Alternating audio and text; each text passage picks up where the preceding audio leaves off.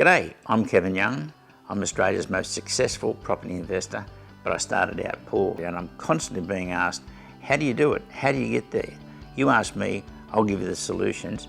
Between us, we'll make you wealthy.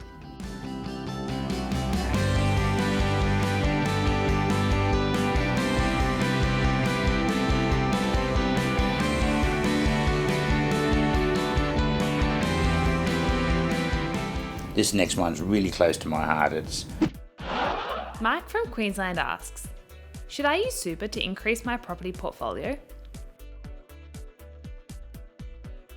I made the mistake of buying 2 properties in England in my super fund, only to find out that when I retire and want to access that money from this growing property portfolio, I've got to sell it, which is crazy.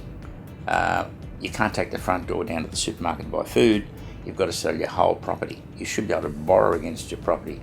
And because you can't borrow against your rising property, you've got to sell it. I don't like putting property in my super fund. I guess if you're young and you're thinking it's 40 years away from when I retire, I really don't mind. But if you're getting closer to retirement, keep in mind that whatever that growth is, you can't access it, you've got to sell it. Now, we've got a submission in front of the Federal Parliament at the moment to allow the banks to lend on these rising assets in retirement. So watch this space, we'll come back to you. At the moment, I don't like it. Ken from WA asks, I have 3 properties through the property club, all negatively geared. If I am to retire while they are still cash flow negative, I will have to dip into my super to cover the difference. Should I wait until they're cash flow positive before retirement? G'day Ken, a really good question, and yes, you should wait until your cash flow are positive. And I think the first few years, draw down on your super. It'll only last you 5 years, that's about typical, but it'll give you 5 years for your properties to continue to go up in value. But will you have sufficient growth to then wealthy retire on?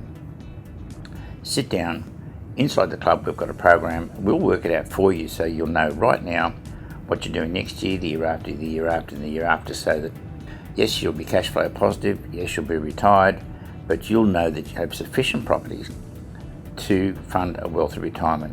Now, you can't live wealthy in retirement on rent. That's a fallacy. What you need is capital growth. So, no doubt you've got a lot of questions there. How about you come back to me, simply email me, and we'll come back to you. Now, if I can't do it in the video, I'll certainly will email you back directly what I think.